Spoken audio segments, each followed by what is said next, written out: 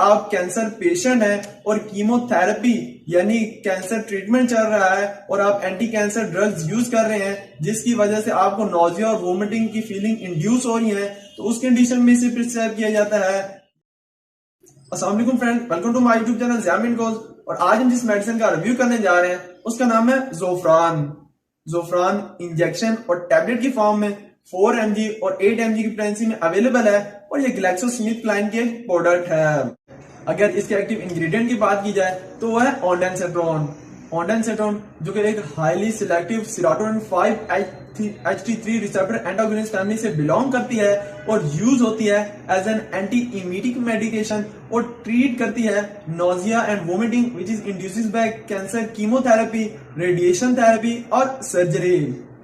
अब इस ड्रग के मोड ऑफ एक्शन को डिस्कस करते हैं, लेकिन उससे पहले जरा हम ये जान लेते हैं कि ये उल्टी, नोजिया और वोमिटिंग की कंडीशन क्यों और कैसे होती है, और स्पेशली जब आप कोई भी एंटी कैंसर ड्रग या एजेंट यूज करते हैं वो किस तरह आप में नोजिया और वोमिटिंग को इंड्यूस करवाती है।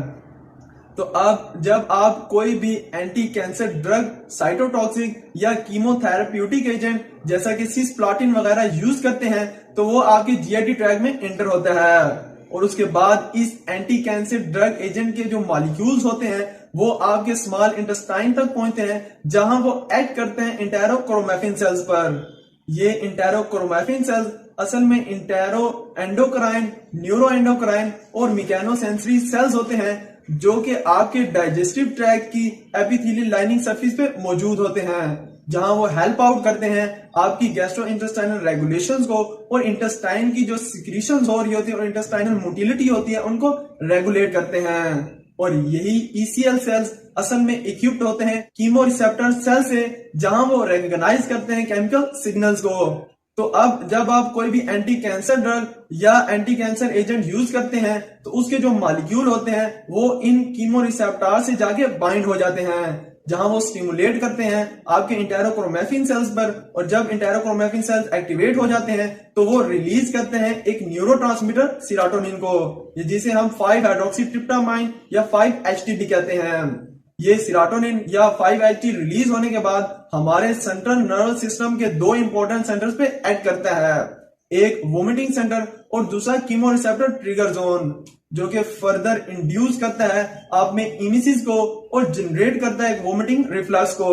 जिससे आपको नोजिया और वोमिटिंग की फीलिंग फील होती है। और इसके साथ ही ये जो सेरोटोनिन है वो आपकी वेगल एफरेंट नर्व के जो 5-HT3 रिसेप्टर्स हैं उन पे भी एक्ट करता है, which again send signal to the vomiting centre, जिससे अगेन आपको वोमिटिंग रिफ्लक्स जनरेट होता है। तो इस तरह से आपको नोजिया और वोमिटिंग की फीलिंग्स होती हैं।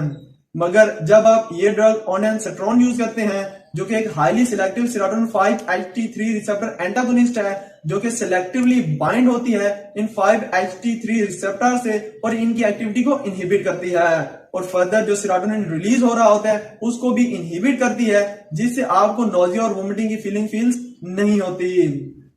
अब इस ड्रग के मेडिकल यूज और क्लिनिकल एप्लीकेशन को डिस्कस करते हैं। तो अगर आप कैंसर पेशेंट हैं और कीमोथेरेपी यानी कैंसर ट्रीटमेंट चल रहा है और आप एंटी कैंसर ड्रग्स यूज कर रहे हैं जिसकी वजह से आपको नोजिया और वोमिटिंग की फीलिंग इंड्यूस हो रही है, तो उस कंडीशन में इसे प्रिस्क्राइब किया जाता है। या अगर आपको इमेटोजेनिक कीमोथेरेपी, रेडिएशन थेरेपी या सर्जरी करवाने के बाद जो post operative nausea and vomiting की फीलिंग होती है उन कंडीशन में इसे आप सेफली यूज कर सकते हैं। या अगर आपको गैस्ट्रोएंटेराइटिस हो यानी आपके जीआईटी ट्रैक में इन्फ्लेमेशन या सोजिश होगी हो जिसकी वजह से आपको नोजिया और वोमिटिंग फील होता हो, तो उस कंडीशन में आप इसे सेफली यूज कर सकते हैं। या फीमेल्स में जो ड्यूरिंग प्रेगनेंसी मॉर्निंग सिकनेस होती है यानी उन्हें उल्टियां आती हैं,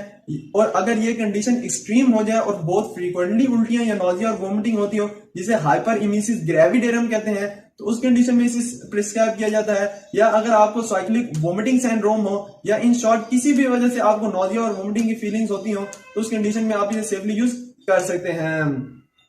अब इसकी डोजेज और एडमिनिस्ट्रेशन की बात करते हैं तो इसकी dose according to age, weight और मेडिकल कंडीशन वेरी करती है, लेकिन कीमोथेरेपी के केस में आपने इसकी डोज को 30 मिनट पहले यूज करना होता है।